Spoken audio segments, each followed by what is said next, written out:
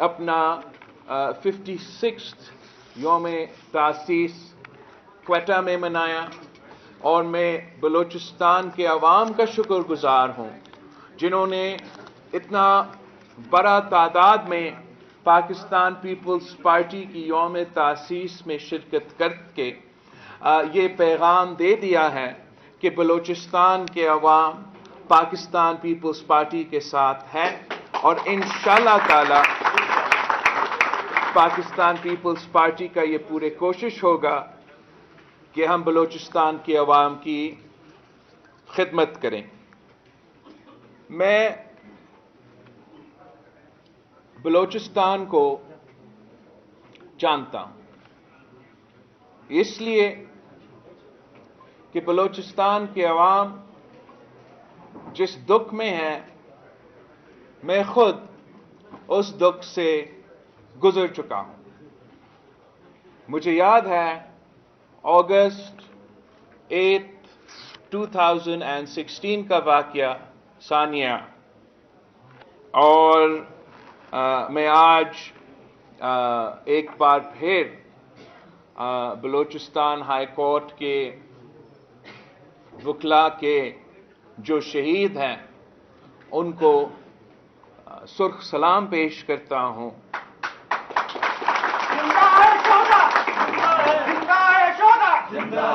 میں بلوچستان کے عوام کا دکھ کا، تکلیف کا مجھے احساس ہے۔ قائد عوام شہید ذوالفقار علی بھٹو میرے نانا تھا، ملک کا وزیر اعظم، صدر، اور پھانسی پہ چڑھایا گیا۔ میری والدہ شہید محترمہ بے نظیر بھٹو، ملک کی پہلی خاتون وزیر اعظم، مسلم امہ کی پہلی خاتون وزیر اعظم کو شہید کیا گیا۔ میرے نوجوان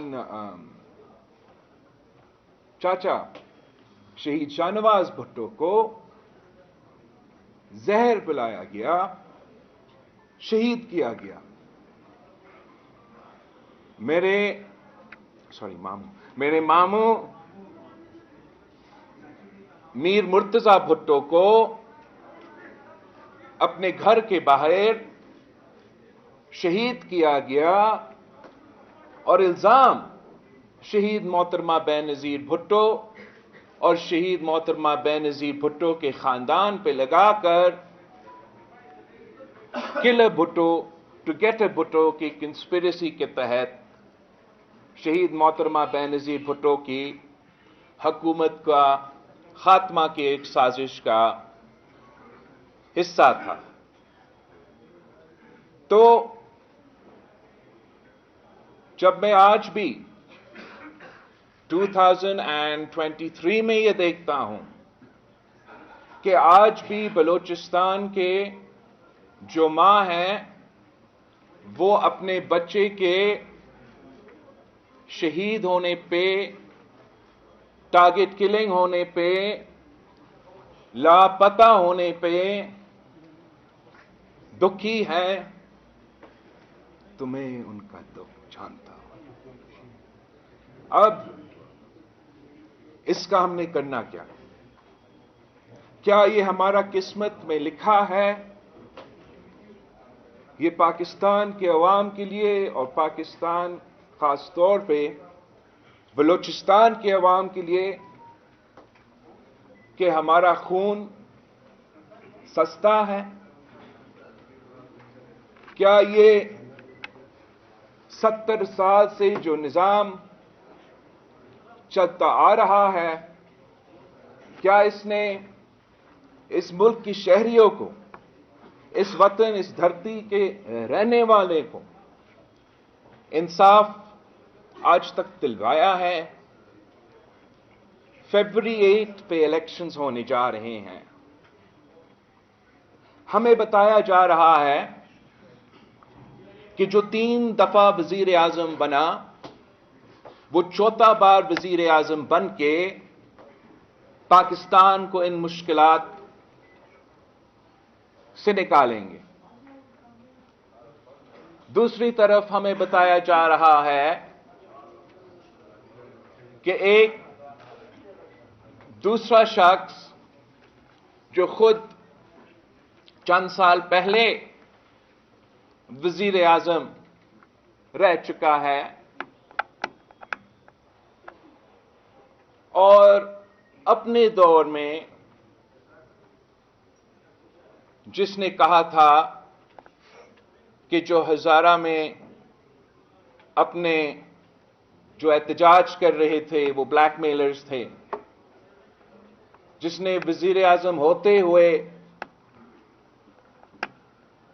لاپتہ افراد یا انفورسڈ ڈسفیئرنس کی ایشو کو انڈرمائن کیا، 70 سال کا نوجوان کا لیڈر، کہ یہی ملک کے پاکستان کے بلوچستان کے آپ کے آپشنز ہیں۔ اور میرا یہ اعتراض تو بالکل نہیں کہ یہ بزرگ بن چکے ہیں، عمر سے کوئی فرق نہیں پڑتا، آپ بزرگ ہو کے ایک نیا سیاست، ایک نیا سمت اس ملک کے لیے چھا سکتے ہو، اور آپ نوجوان ہو کے بھی، اور میں کافی نوجوان سیاستدانوں کو جانتا ہوں، خاص طور ہمارا سابق دوستوں میں سے، آپ نوجوان بھی ہو سکتے ہو اور وہی پرانے سیاست سے، وہی پرانے طرز سیاست سے دلچسپی رکھ سکتے ہو۔ میں جانتا ہوں کہ پاکستان کے الیکشنز کیسے ہوتے ہیں، مگر میں یہ بھی جانتا ہوں کہ پاکستان کے عوام جب جاگ جاتے ہیں، جب فیصلہ لے لیتے ہیں، تو پھر دنیا میں کوئی طاقت ان کا راستہ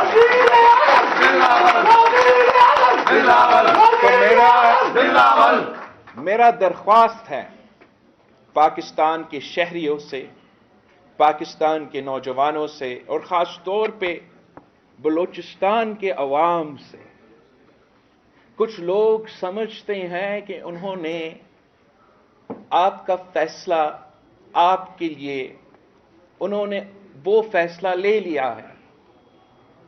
میرا آپ سے درخواست ہے کہ آپ ان سب کو فیبروری 8 پہ سرپرائز دیں۔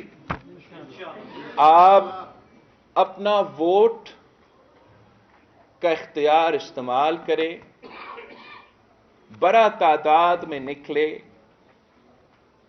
مگر اس ملک کی مستقبل، اس ملک کی قسمت ان دو شخص کے حوالے نہ کرے جنہوں نے یہی پرانا سیاست، یہی پرانا طرز سیاست، یہ نفرت، یہ تقسیم کی سیاست، یہ مسائل کو اگنور کرنے والے سیاست، وہ سیاست جس نے آپ کا اور میرا خون سستا کر دیا ہے، ان کو پھر سے موقع نہ دے۔ وقت آ گیا ہے کہ ہم پاکستان اور پاکستان کی مستقبل کے فیصلے عوام کو کرنے دیں۔ دوسری جماعتوں کا مجھے نہیں پتا، مگر پاکستان پیپلز پارٹی نے ہمیشہ پاکستان کے عوام پہ بھروسہ کیا ہے، آپ پہ اعتماد کرتے ہیں، اور یقین ہے کہ آپ ہمیں سنیں گے، ہمیں ہمارا تاریخ آپ کے سامنے ہے، اور انشاءاللہ میں اور آپ مل کے ایک نیا تاریخ رقم کریں گے۔ اس ملک کی قسمت ہم بدل سکتے ہیں۔ میں اس ملک کا سب سے نوجوان وزیر خارجہ رہ چکا ہوں، مجھے معلوم ہے کہ نہ صرف اس ملک میں کتنے پاسبلٹیز ہے، کتنا پوٹینشل ہے، مجھے یہ بھی معلوم ہے کہ ہم کس طریقے سے پاکستان کو ایک ماڈرن ریاست کے طور پہ दुनिया में पेश कर सकते हैं, अपने अवाम के लिए, अपने मुल्क के लिए अपॉर्चुनिटीज पैदा कर सकते हैं। मैं वो पाकिस्तान देखना चाहता हूं जिसकी अवाम दुनिया में जहां भी चाहे वो वहां पहुंच सके, वो वहां काम कर सके, वो फख्र से कह सके कि मैं पाकिस्तान का शहरी हूं। और मैं जानता हूं कि अगर हमने ये करना है तो हमें जो रवायती सोच है, चाहे वो पुराना सियासत की सोच हो, पुराने हुक्मरानी की सोच जो इस्लामाबाद के बाबूस आज तक उनकी ज़हनियत उसी तरीके से है, इन सारी चीज़ों को छोड़ना पड़ेगा। हमें अपने अवाम के मुफाद के लिए सोचना पड़ेगा, अपने अवाम को हिस्सादार बनाना पड़ेगा हमारे मुआशरे में, हमारा मीशत में और हमारा सियासत में।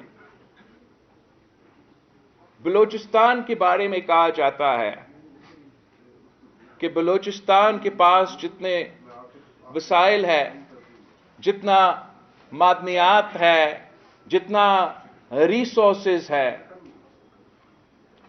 इतना पूरे पाकिस्तान में नहीं है। बलूचिस्तान के बारे में कहा जाता है कि सीपैक के दरवाजे, सीपैक का एंट्री जो है वो बलूचिस्तान में है। इस सीपैक की बुनियाद तो सदर जरदारी ने रखा था, और मैं जानता हूं कि सदर जरदारी के इरादे क्या थे, सदर जरदारी का सोच क्या था, और अफसोस के साथ उस सोच के मुताबिक अमल दरामद नहीं हो रहा। मैं आपसे पूछता हूं, क्या बलूचिस्तान के ये जो वसाइल का जिक्र हो रहा है, बलूचिस्तान की जो मादनियात है, बलूचिस्तान के जो रिसोर्सेज है, क्या बलूचिस्तान के अवाम अपने आप को इन रिसोर्सेज में, इन वसाइल में हिस्सेदार महसूस करते हैं? क्या उस सीपैक जिसका बुनियाद सदर जरदारी ने रखा था, जिसने पासमानदे इलाके को तरक्की दिलवाना था, जिसने दहशतगर्दी के शिकार होने वाले इलाके को तरक्की दिलवाना था, क्या बलूचिस्तान के अवाम, गवादर के शहरी अपने आप को उस मंसूबे का हिस्सेदार महसूस करते हैं या नहीं? मैं समझता हूं कि ये आपसे सबसे बड़ा नाइंसाफी है। हमारा आईन हमें ये हक देता है, आप सबको ये हक देता है, first right to your own resources. और हमने इसी सोच के मुताबिक जो सिंध में रिसोर्सेज है, जो हमने पब्लिक प्राइवेट पार्टनरशिप में डेवलप किया है, जो कि सीपैक के हिस्सा भी हैं, हमने उन पे ऐसे काम किए कि सबसे पहले फायदा मुकामी लोगों का हो, उनका हिस्सेदार मुकामी लोग हो। और मैं दावत देता हूं आप सबको कि थर कोल का मंसूबा को आप अपने जो मंसूबे हैं, अपने जो मंदियात के मंसूबे हैं, रिसोर्सेज वसाइल के हवाले से जो मंसूबे हैं या सीपैक के जो मंसूबे हैं, उनसे जरा कंपेयर करें। हमने थर के मुकामी लोगों को रोजगार दिलवाया, उन लोग जो वहां की शहरी थे जहां से ये कोयला निकला है, उनको शेयर होल्डर्स बनाया ताकि उनको मुआशी तौर पे भी फायदा हो अगर इस मंसूबा का तरक्की हो। एक रेगिस्तान में जहां टीवी स्क्रीन्स पे पता नहीं क्या क्या कहा जाता था, हमें एक अफ्रीका की तरह पेश किया जाता था, अब वो थर के औरतें उस थरकोल का ट्रक ड्राइवर्स बन चुके हैं। उस थरकोल में سب سے پہلے the first female انجینئر تھر سے وہاں کام کر رہی ہے. ہم نے وہاں کے عوام کو ان کے اپنے جو ریسورس ہے، ان کے اپنا جو ایک بڑا ایسے ایسٹ ہے، ان کو اس میں حصے دار بنایا. وہ اب ان کا اپنا اونرشپ بھی ہے، وہ اپنا بینیفٹ بھی کر رہے ہیں. ہم یہ پبلک پرائیویٹ پارٹنرشپ میں یہ کمپنی بھی ترقی کر رہا ہے، اور ہم نیشنل گریڈ پہ بجلی پہنچا رہے ہیں، سب سے سستا بجلی پہنچا رہے ہیں، اور فیصل آباد تک وہ بجلی جا رہا ہے. میں سمجھتا ہوں کہ کوئی وجہ نہیں ہے کہ ہم یہی ماڈل بلوچستان کی جو اپنے ریسورسز ہیں، جو اپنے وسائل ہیں، جو سی پیک کے منصوبے ہیں، اسی ماڈل کو اگر ہم ریپلیکیٹ کرتے ہیں، جو انشاءاللہ تعالی جب پیپلز پارٹی کی حکومت بنے گی، تو ہم آپ کے جیسے صدر زرداری صاحب نے کل کے تقریر میں کہا تھا کہ سب سے پہلے حق آپ کا ہے، ہم آپ کو وہ حق انشاءاللہ تعالی دلوائیں گے. جیسے ہم نے ماضی میں کی. صدر زرداری نے جب 18ویں ترمیم پہ دستخط کی تو وہ بلوچستان کی جیت تھا.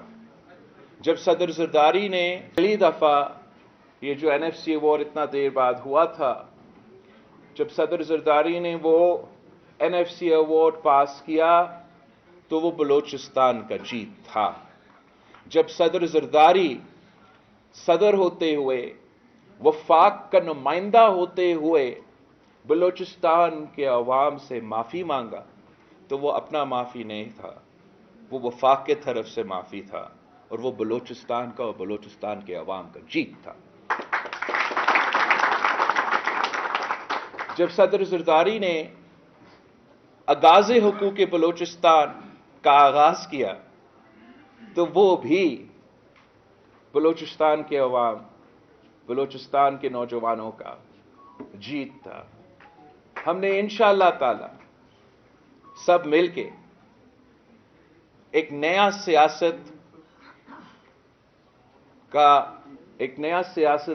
دور کے لیے، جس میں ہم سب یکجا ہو کے نفرت کی سیاست کو، تقسیم کی سیاست کو، انا کی سیاست کو دفن کر کے سب مل کے انشاءاللہ تعالی آگے بڑھیں گے، اس ملک کی خدمت کریں گے، اس ملک کے عوام کی خدمت کریں گے. اور جو جہاں تک آپ کی سوال ہے صدر صاحب، میں تو کافی دیر سے تیار ہوں. میرے خیال میں آپ کا جو سوال ہے وہ باقی سیاسی جماع پہ اس کا جواب دے. اس وقت اگر کوئی وفاقی سطح پہ میدان میں ہے تو وہ ایک آپ کے سامنے کھڑا ہے. Thank you.